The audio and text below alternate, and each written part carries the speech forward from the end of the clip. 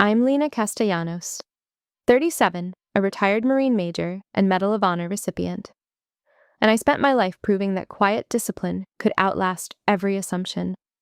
For years, I gave the Corps everything: my body, my certainty, and the life I thought defined me. But when a gunnery sergeant shoved me out of a chow line and told me civilians ate last, I had to decide whether my worth disappeared with my uniform. Have you ever been humiliated by someone who had no idea what you survived? Tell me your story in the comments. You're not alone. Before I get into what happened, let me know where you're tuning in from. And if you've ever had to stand up for yourself after being underestimated, hit like and subscribe for more true stories about boundaries, respect, and reclaiming your worth.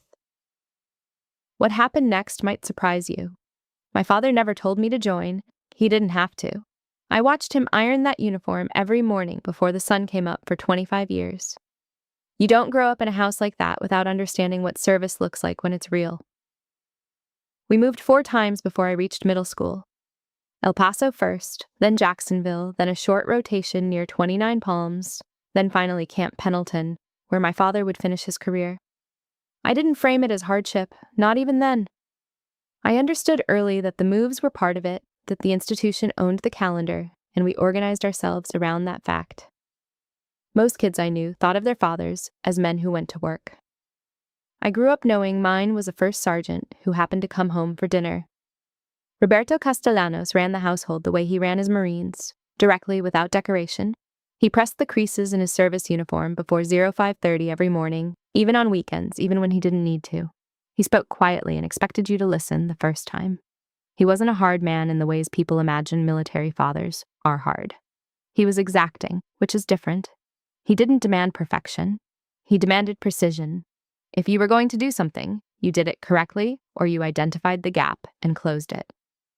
That was the whole operating principle of the house, and it was the whole operating principle of the Corps. And for a long time, those two things were indistinguishable to me. The image I come back to most is from 1999. I was 10 years old, standing off to the side of the parade deck at Camp Pendleton, watching my father address a formation of roughly 200 Marines at their morning muster. I couldn't hear everything he said from where I stood. I watched his posture, square, still, economy of movement, and then I watched the 200 Marines in front of him, and I understood something I didn't have language for yet. It wasn't about volume. It wasn't about size. 200 people reorganized themselves around what he said, and they did it without hesitation, and they meant it. That was authority, not the performance of it, the actual thing. He didn't explain himself to me afterward. He never did. He wasn't the kind of father who narrated his own life for your benefit. What he gave me was the example, and he gave it consistently, and that was the education. He retired in 2003. 25 years of service, retiring as Sergeant Major, the highest enlisted grade in the Marine Corps. He was 43 years old. The ceremony was held in a rented banquet hall near the base in Oceanside. Plain room, folding chairs, a podium with a microphone that cut out twice during the formal remarks. The remarks were given by then Colonel Edward Brooks, who had served alongside my father in the early 1990s, when Brooks was a major commanding a battalion, and my father was the senior non-commissioned officer in that same unit. I was 14 years old, sitting 3 rows back. I remember Colonel Brooks speaking about what a sergeant major actually is, not the rank itself, but the function. The conscience of a formation, he called it. The officer sets the direction. The senior NCO ensures the direction is real at every level, between the decision and the ground. He said my father was the reason that battalion functioned the way it did during some of the hardest rotations he served. He said it without sentimentality. He said it the way you state a fact, because to him it was a fact and the room understood that. I was 14. I didn't have the framework yet to know what I was hearing, but I filed it. I watched Brooks at that podium, the bearing of the man, the way he spoke as though his words had already been weighed before they arrived, and I thought, he's saying that what my father built was real, that it mattered, that a man who would one day wear 4 stars still counted on it. My father, afterward, found me in the parking lot. He was carrying his cover in one hand. He looked at me for a moment and then said quietly, "The Corps doesn't care about your feelings, Mija. It cares about what you do when no one's watching." Then he put his cover on and walked back inside to shake hands. That was the end of the speech. That was the whole speech. I've spent the years since understanding how complete it was. I enrolled at the University of Southern California in 2007 on a Marine Corps ROTC scholarship. I was 18 years old, and I had made the decision without drama. I knew what I was doing and why.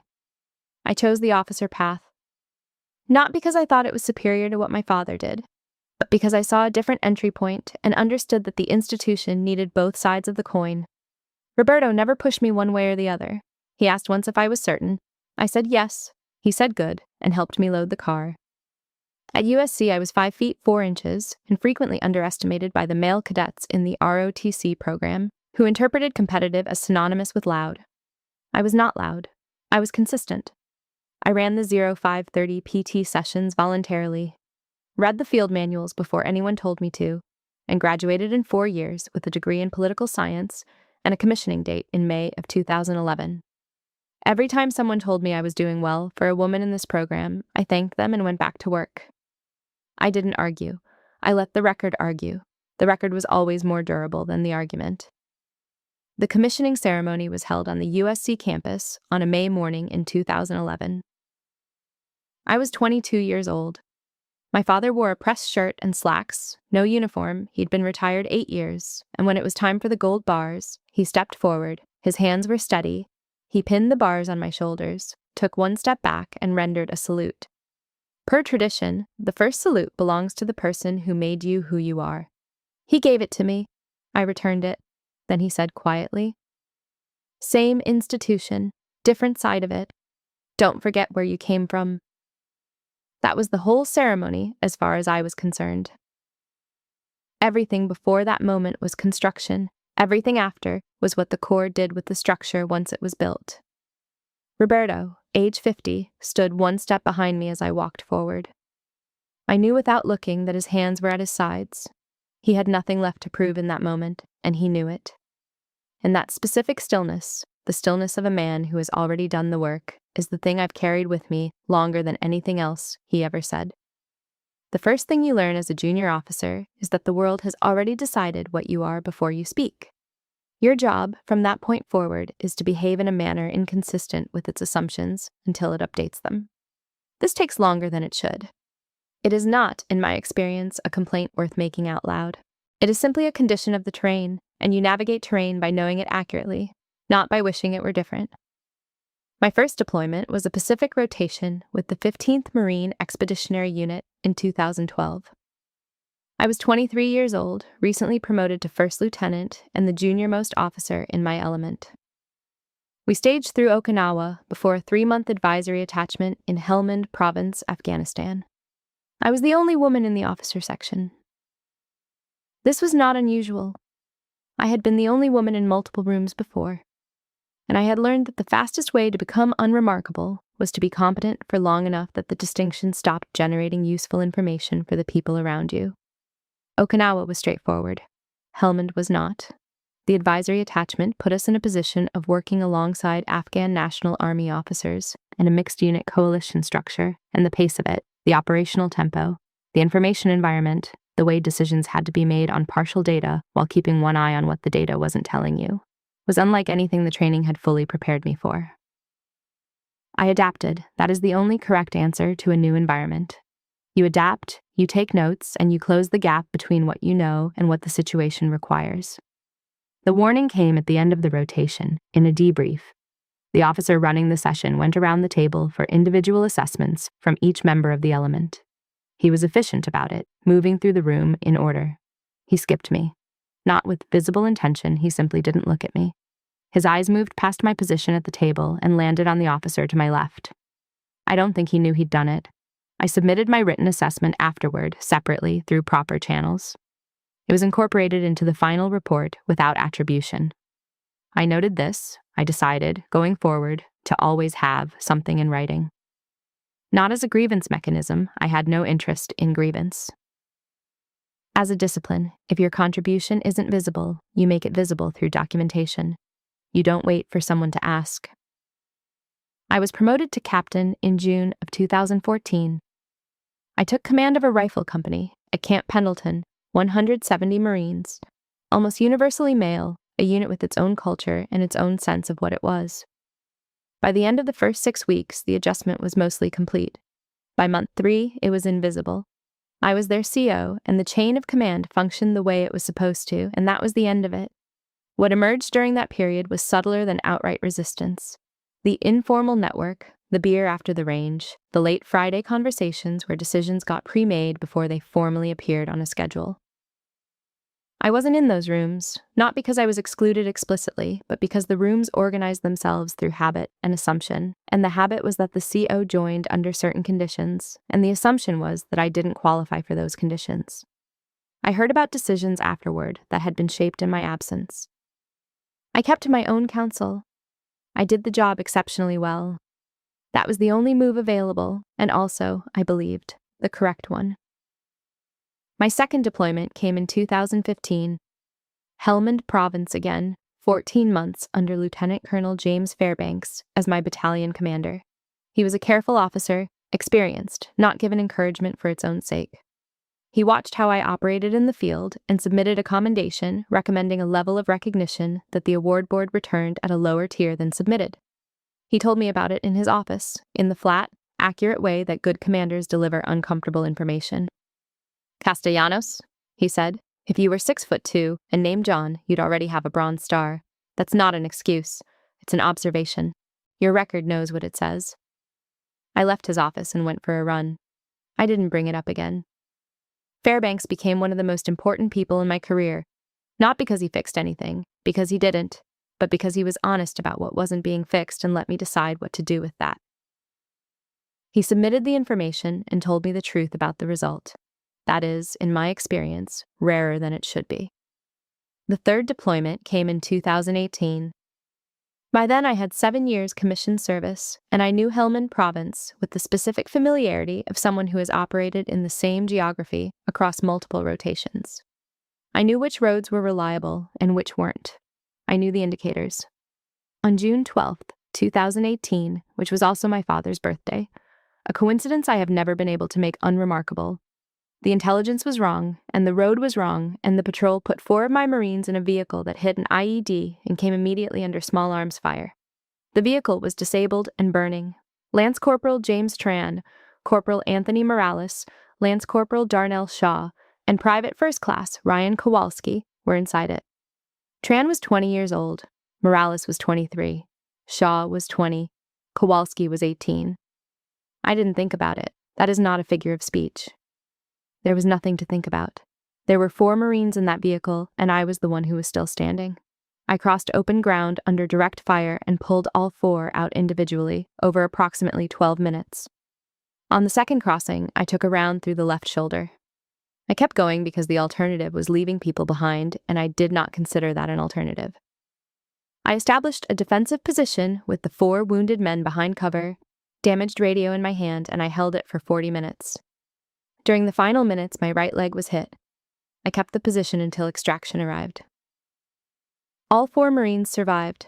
I was medevaced to Landstuhl Regional Medical Center in Germany before I fully understood the extent of what my body had absorbed. The shoulder required reconstruction twice. The leg required 2 additional procedures and nerve repair. I spent 2 years in surgical recovery at Walter Reed National Military Medical Center in Bethesda before the major work was done, and the physical therapy continued long past that. I was promoted to major in September of 2020, 9 years commissioned service. Standard board timeline accelerated by the combat record. The promotion meant something. Not for what it changed in practical terms, I was still in recovery, still working through physical therapy, but because the record was tracking correctly. What I had done was being read accurately at the institutional level, even when it hadn't always been read accurately at the local one. The Medal of Honor nomination had moved through the chain, submitted by Fairbanks, endorsed up through the command structure, moving through Congress. I knew it was coming. Knowing didn't make the ceremony at the White House in March of 2021 any less precise. General Edward Brooks, Commandant of the Marine Corps, the same man who had given the formal remarks at my father's retirement ceremony 18 years before, pinned the medal on my chest. My father, age 60, was in the front row. He was wearing a suit, His hands were folded in his lap, and his back was straight, and his face said nothing except that he was paying full attention, which was the only expression I'd ever needed from him. I was medically retired in October of 2022. Retired as major, the rank I held. The Corps doesn't take the rank back. I drove to San Diego and started the business of figuring out who I was without the uniform. That turned out to be a harder problem than I anticipated. I had spent 13 years being completely legible to one institution, and now I was walking around in civilian clothes in a world that had no framework for reading me.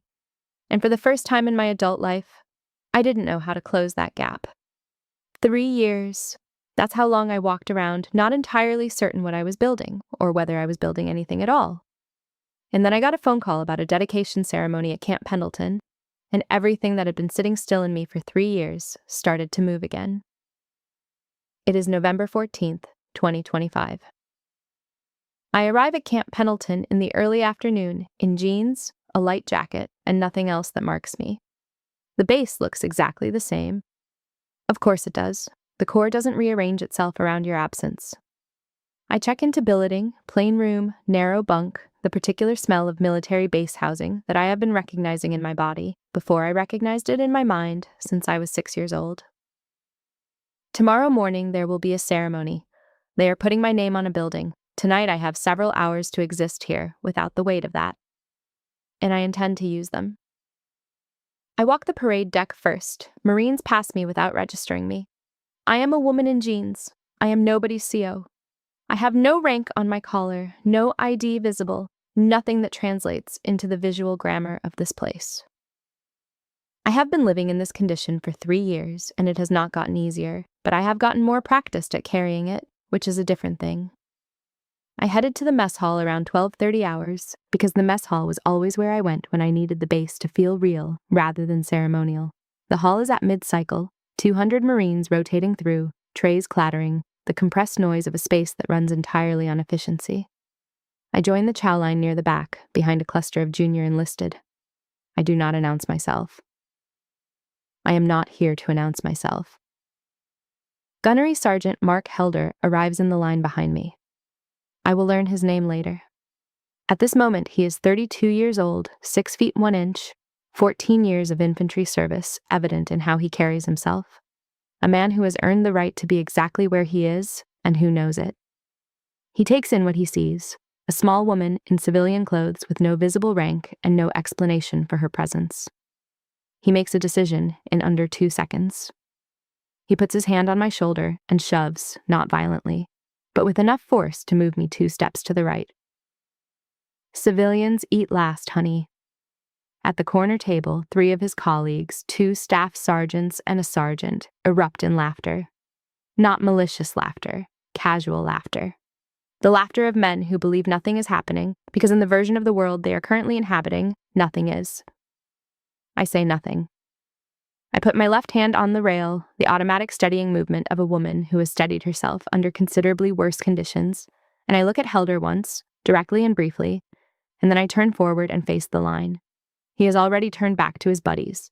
He is done with me. I want to be precise about what I felt in that moment. Not outrage, the word is too large and too general. Not devastation, something more specific. Recognition. I had been treated as invisible before, many times in ways more sophisticated than a hand on the shoulder in a chow line. The debrief that skipped me, the commendation that came back low, the rooms where decisions got made before I arrived.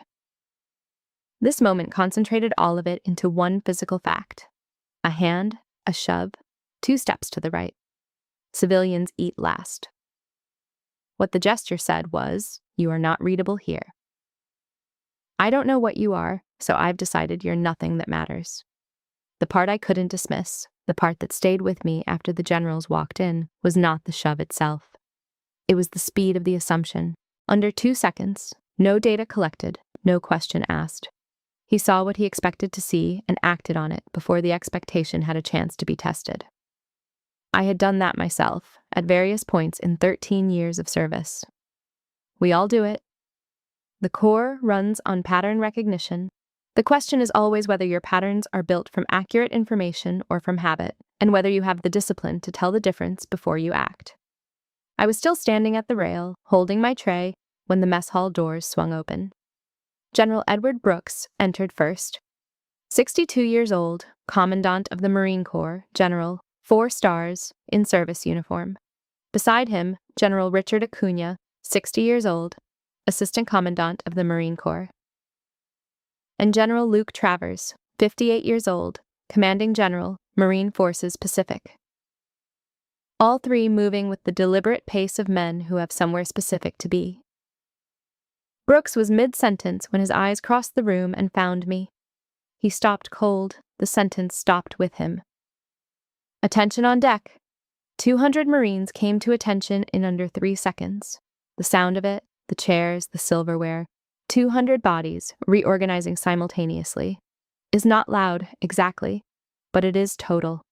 Every surface of the room rearranges itself around that command. And then all 3 generals raised their right hands and rendered the salute. First, before anyone else. Before me, United States Code, Title 10. The salute is rendered to the Medal of Honor recipient first, by all military personnel, regardless of rank, regardless of whether the recipient is in uniform. It is not a courtesy. It is protocol. It is the law. Helder's fork hit his tray. Brooks crossed the room and took both my hands in his, the particular handshake of a man who has known someone for a long time and is glad to see them. His expression was warm and entirely in control. He said, "We've been expecting you." Not for the ceremony, not for effect. I was supposed to have arrived 90 minutes earlier for a pre-event briefing, and no one could find me, and Brooks, knowing me, knew where to look. The hall remained at attention until I gave the ease. I said, "Carry on," and the room resumed. Helder did not resume for several additional seconds. When he did not pick up his fork. That image, Helder at full attention, fork face down in his tray, doing the arithmetic in 45 seconds of his own certainty, is the image I carry from that room. Not the salute. The salute was correct, and I received it the way I was trained to, and moved on. What stayed with me was the 45 seconds between the shove and the generals walking in. 45 seconds in which I was nobody. In which the gap between what I was and what he saw was total, and I had nothing, no rank, no uniform, no visible history with which to close it. Just my hand on the rail, just the 40 years of everything I'd built, standing quietly in a chow line, waiting to be read. The generals moved through the mess hall toward the pre-event reception. I let them go first. I stood at the rail a moment longer than I needed to, and then I set down my tray, and I walked out. After the generals continued toward the reception hall, I finished my coffee standing up. I do not eat. I leave the mess hall and walk the base alone. The parade deck, the perimeter of the old obstacle course, the back road behind the O course I used to run in boots at 0500 hours. The base looks exactly as it did the last time I was here in uniform. Nothing about it is mine anymore, and it still feels more like home than most places I've been in the last 3 years, and I don't know what to do with that pair of facts. I am not processing the salute. That part settled quickly. It was correct. It was protocol. I received it and moved on. I am processing the shove, the 45 seconds between Helder's hand on my shoulder and Brooks coming through that door. I am thinking about that window, not the reversal. The reversal makes a better story. The 45 seconds is the truth. I walked to the base until the light changed, and then I went back to billeting and called my father. It was around 1800 hours. Roberto was at his house in Oceanside, 12 miles south. I didn't lead with the mess hall. I talked about the base, how the new facilities looked, where the old ranges used to be, the sign on the front of a building with my name on it that I drove past on the way in and didn't stop to look at directly. He listened. Then he asked how my leg was. I said fine. He waited. I told him about Helder. He was quiet for long enough that I checked the connection. Then he told me about something from early in his enlisted career. One morning when a young officer walked into a briefing room, looked around, identified the most junior-looking man in the room, and asked him to get coffee. Roberto was running the briefing. He was the ranking NCO in the room. He had the briefing slides in his hand. He got the coffee. He ran the briefing. The officer apologized afterward, in a hallway quietly. Roberto said, "Now you know." And that was the end of it.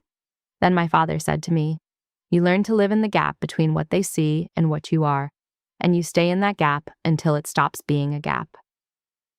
He wasn't telling me to accept mistreatment.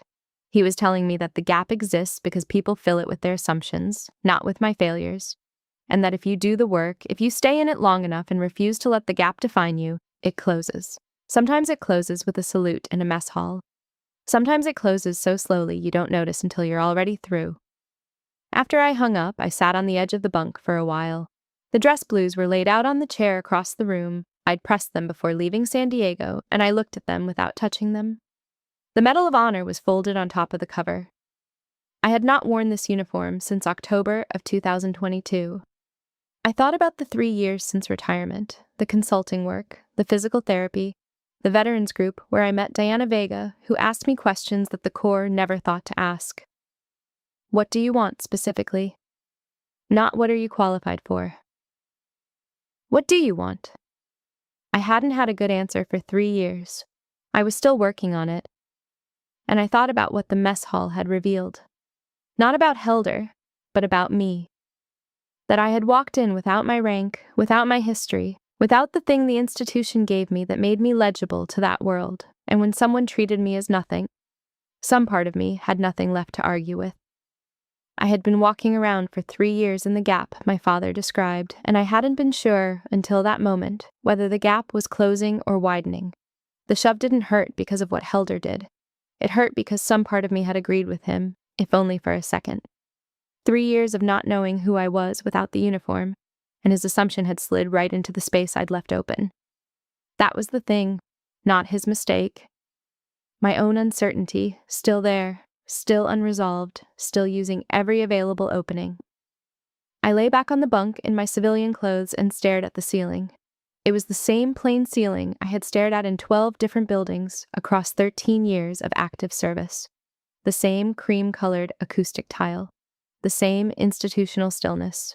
And for the first time since October of 2022, lying there in a room that wasn't mine, on a base that wasn't mine anymore, in a life I was still assembling, for the first time in 3 years, I didn't feel like a visitor.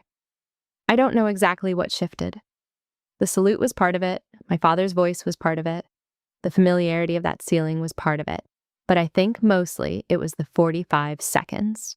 I thought about Helder's hand on my shoulder and my hand on the rail and the fact that I had not shaken. Whatever I was in that moment, out of uniform, without rank, 3 years removed from the thing that had organized my entire adult life, I had not shaken. I had steadied myself and stood my ground and waited. That's not nothing. I lay there looking at the ceiling and let it be enough for that night. At 0700 on November 15th, 2025, I pressed my dress blues in the billeting room.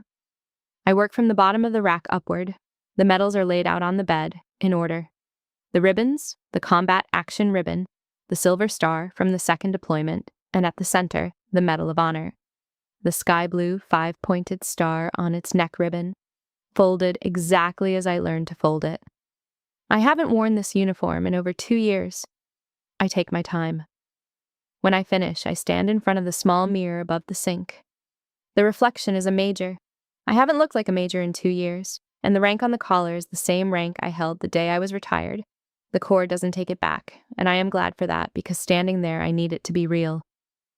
I pick up my cover and go outside.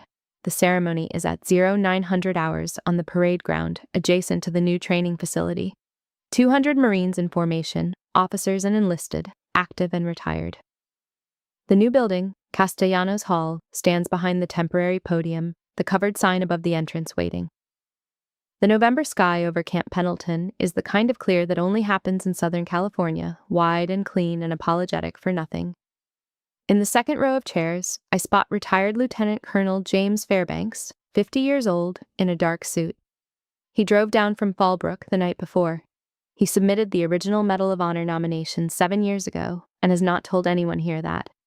He gives me a small nod when our eyes meet, the nod of a man who was present at the beginning and has nothing to add to the record. I returned it. That is the entirety of our exchange, and it is, between us, exactly enough. General Brooks takes the podium. He does not give a speech about me. He reads the Medal of Honor citation, the official language, the legal language, drafted by the Department of the Navy, approved by Congress and the President of the United States. The language is procedural and specific: the date, the coordinates, the nature of the threat, the actions taken, the result. He reads it without performing. He doesn't need to add anything. In the front row, Gunnery Sergeant Mark Helder sits between Staff Sergeant Reyes and a staff officer he doesn't know. He arrived this morning knowing, in general terms, what happened yesterday and what the salute had meant. He is now receiving the specific terms, at volume, in front of 200 people. His face changes paragraph by paragraph. I watch it from where I'm sitting, and I do not look away. Brooks reads, Captain Castellanos, under direct enemy fire and without regard for her personal safety, evacuated 4 gravely wounded Marines from the disabled vehicle. She maintained her defensive position alone for 40 minutes, sustaining 2 gunshot wounds until the arrival of the extraction team. The drape comes down from the sign above the entrance. Castellanos Hall. Steel letters 12 inches high, bolted to concrete. The applause from the assembled Marines is immediate and complete. Helder is on his feet. He puts his hands together and keeps them together. I take the podium at 0950 hours. I have no notes. I do not talk about the ambush. I do not talk about myself, or the shoulder, or the 40 minutes, or the leg. I talk about the 4 Marines I pulled from that vehicle in Helmand Province in June of 2018. Tran, Morales, Shaw, and Kowalski. I tell the assembled Marines where they are now. 1 still serving, 1 in medical school, 2 with young children, without using their names publicly, because I asked each of them and they preferred it that way. I talk about what I was doing when I made those crossings under fire. Not thinking, not being brave exactly in the way the word implies a choice. Being a Marine, which meant acting on the covenant before the analysis caught up with the moment. Then I say what I came to say. The Corps works when the people inside it believe the covenant is real. My job today is to tell you that it is. Your job, every day, is to prove it. The applause that follows is different from the applause for the sign. It starts slower and it takes longer to stop. I step back from the podium with my back straight and my chin level. The Medal of Honor catches the November light. In the front row, Fairbanks watches me with the expression of a man who submitted a nomination 7 years ago and is only now seeing, in its full dimension, what it actually produced. I keep thinking about the 4 names I would have preferred on that building, because those names would have meant they came home whole. They didn't. They carry what Hellman left them, and they have built their lives around it. And the building is not mine. It's for them. It will always be for them. The post-ceremony reception moves into the building itself, the training rooms and the corridor space converted for the afternoon. I move through it without a handler. The aide assigned to me is 22 and overwhelmed, and I quietly released him after the first pass through the room. I talk to junior Marines who approach me carefully, the posture of people uncertain whether they are permitted to be in proximity to the thing they're approaching. I make it easy. I ask specific questions. Where are you from? How long have you been in? What do you want to do next? I give direct answers. I am genuinely interested in what comes back. Near the windows, I see Fairbanks. He catches my eye, gives the same small nod as this morning. Nothing more needed. He was there at the beginning, and he knows the record is accurate, and there is nothing left to add. I return the nod and continue. For 3 years, I hadn't known how to be useful without a rank. Watching the junior Marines that afternoon, I started to understand something. The rank was never what made me useful. The rank was how the Corps organized access to what I already knew. The knowledge doesn't retire, you do. General Brooks pulls me into a quieter corner of the room for 10 minutes. He is specific and quick about it. He tells me the Marine Corps is building an advisory board for junior officer training doctrine, revising curriculum at institutions like the Expeditionary Warfare School at Quantico, where I once taught. My name has been put forward. What it would require: 2 to 4 visits to Marine Corps bases per year, participation in curriculum review sessions, and the willingness to speak plainly to the people writing the doctrine. He is not asking me to put the uniform back on. He is not offering a rank or a position. He is asking whether I'd be willing to come back into the room where the decisions get made, on my own terms. He says it plainly, without pressure, the way he says everything. I'm not asking you to come back, Lena. I'm asking you to come in. I tell him I'll think about it. He says he'll have his aide send the details. Then he moves on to the next thing, because he is the Commandant of the Marine Corps and his schedule does not pause. I stand in the corner for a moment with my coffee and think about the distinction he drew. Come back versus come in. As though I'd never fully left, just been standing outside the door. In the margin of the room, Gunnery Sergeant Helder stands alone with a coffee cup he hasn't touched. Service uniform, cover in his hand. I can see him doing what trained NCOs do after an incident, running the after-action in his head. He made an assumption. He acted on it before it could be tested. He was wrong in a way that is, technically, understandable, and also, in every practical sense, exactly the kind of error the Corps trains people not to make. Staff Sergeant Reyes comes to stand beside him. They don't speak for a moment. Then Reyes says, "You didn't know." Helder says, "Doesn't matter." Reyes looks at him a beat longer than necessary, then walks away. Helder stays where he is, watching me from across the room. Not with simple shame, he is not a man who processes things quickly and theatrically. He is a man who is not finished thinking yet. I let him think. I saw him turn toward the exit at one point, one hand on the doorframe. And then he stopped, turned back, and set his coffee cup on a nearby table. The reception thins in the late afternoon.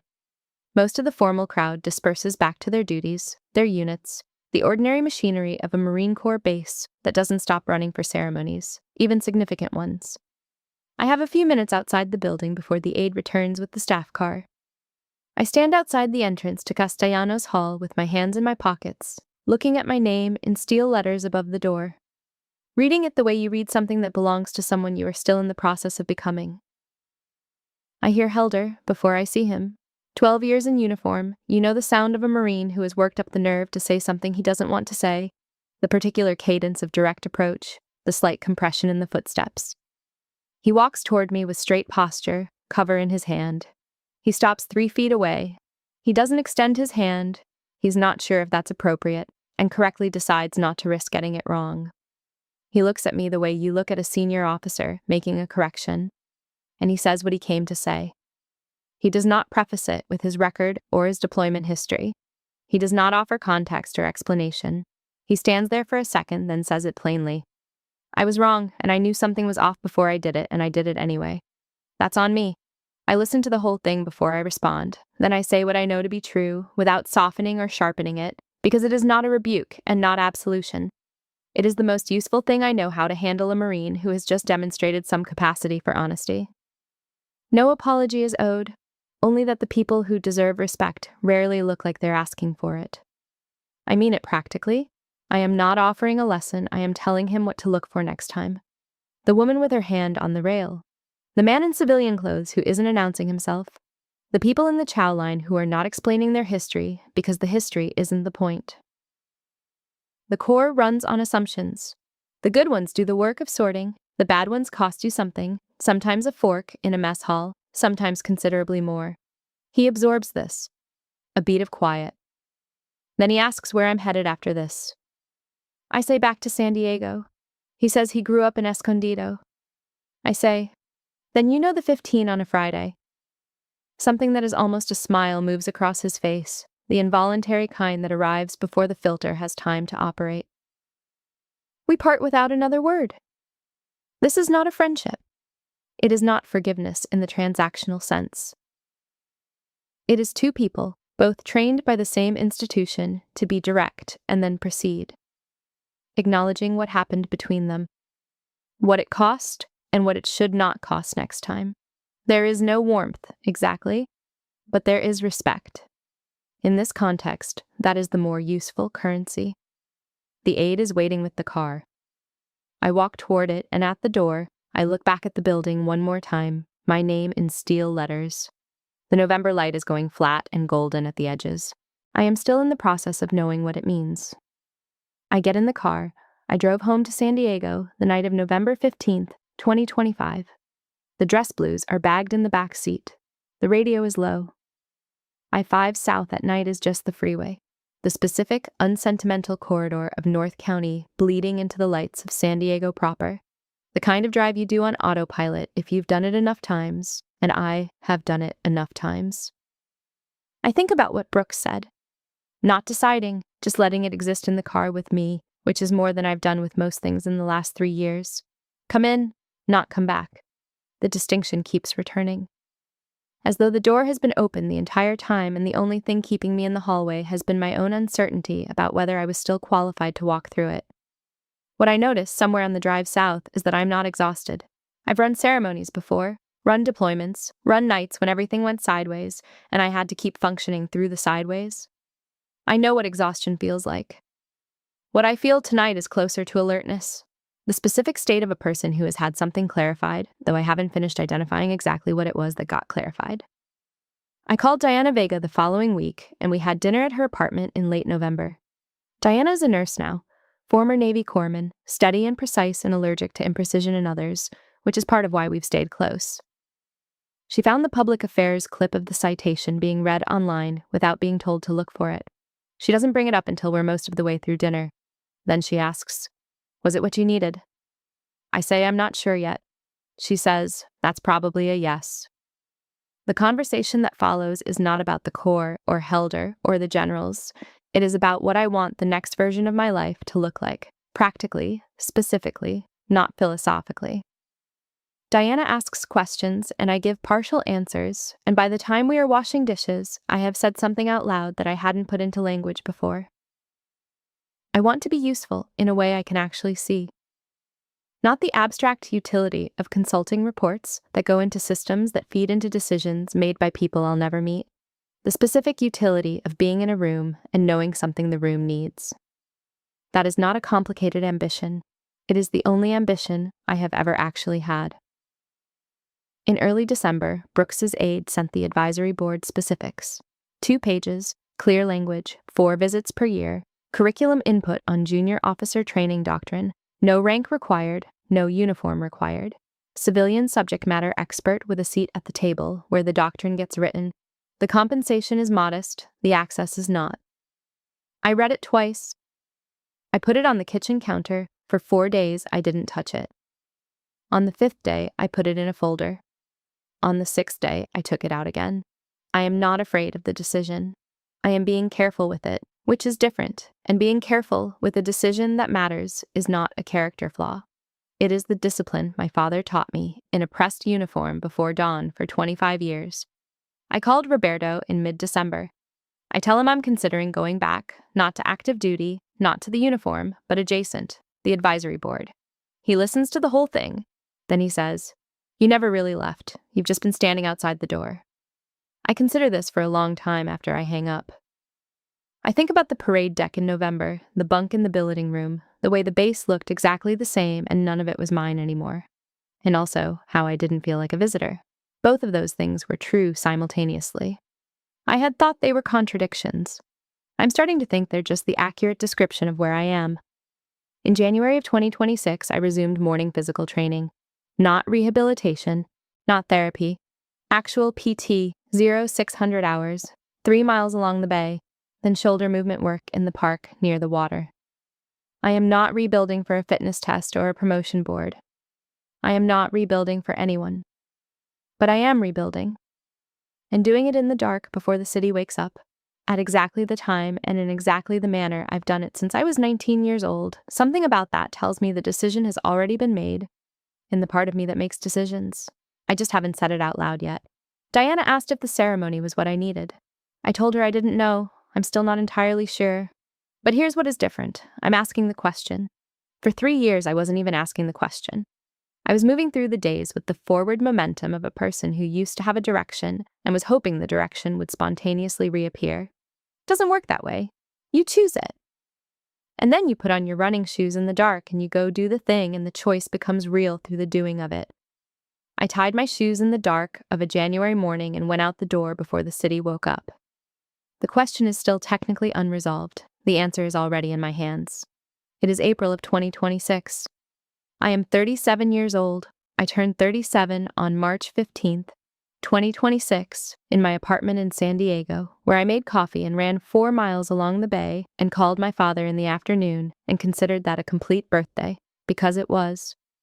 I am inside Castellanos Hall, the building with my name on the front of it, running a half-day training session for 12 junior Marine officers who have no idea what to make of me yet. I am in civilian clothes, dark slacks, a plain jacket, no rank on my collar. I am at the front of the room with 8 second lieutenants and 4 first lieutenants ages 22 to 26, fresh from the basic school and the infantry officer course, new enough that most of them still move like they're being watched by someone more senior. Some of them have looked up my record before arriving. I can tell by the quality of the caution. I am running a half-day session on small unit leadership under uncertainty. Not the theory, the practice. I use cases, not hypotheticals, situations that actually occurred, stripped of identifying detail, and I ask them what they would have done, and then I tell them what actually happened, and then I ask them to reconcile the two. This is the useful part. Not knowing the reconciliation. The gap between what you planned and what you did, and whether you can look at that gap clearly enough to learn from it before the gap becomes consequential in a way you can't reverse. They are careful with me at first. I am a civilian. They are not certain what authority looks like from this angle. By hour 2, they have stopped being careful. By hour 3, they are arguing with me, which is what I wanted. An officer who won't argue with the person at the front of the room is an officer who won't push back when pushing back is the only correct thing to do. And in the field, that is a problem with a much higher price tag. I used to think that without the uniform, the work didn't count, that if no one saluted you, it meant you hadn't fully earned it. I was wrong about that. The work counts because you did it. The uniform organized who received it. Those are separate things, and I spent 3 years conflating them. The knowledge doesn't retire. You do. After the session ends and the room clears, one of the second lieutenants stays behind. She is 22 years old, from Albuquerque, New Mexico, the only other woman in the room. She waited until everyone else was gone, which I noticed without commenting on. She asks me, carefully and without performance, how I knew I was ready. I ask, ready for what? She says, everything. I think about it for exactly 1 second, then I say, I wasn't. That's not the prerequisite. She nods the way someone nods when they've heard something true that they need time to absorb properly. She thanks me and leaves. I watch her go through the door, and I think, that is the entire point. That is why the building exists. Not to mark what happened in Helmand Province in June of 2018, to give the 22-year-old from Albuquerque something real to hold on to before she needs it. I had dinner with Roberto in Oceanside that evening. No occasion, he ordered what he always orders. I have the shrimp, we talk about the junior officers I met that day, what they reminded me of, what they don't know yet, what I hope they figure out before it costs them something significant. He listens with the full attention of a man who has spent his entire adult life paying attention to exactly this. Toward the end of dinner, without preamble, my father says something he has never said to me directly in 37 years. I thought you might not come back from that province. He means Helmand Province. June of 2018.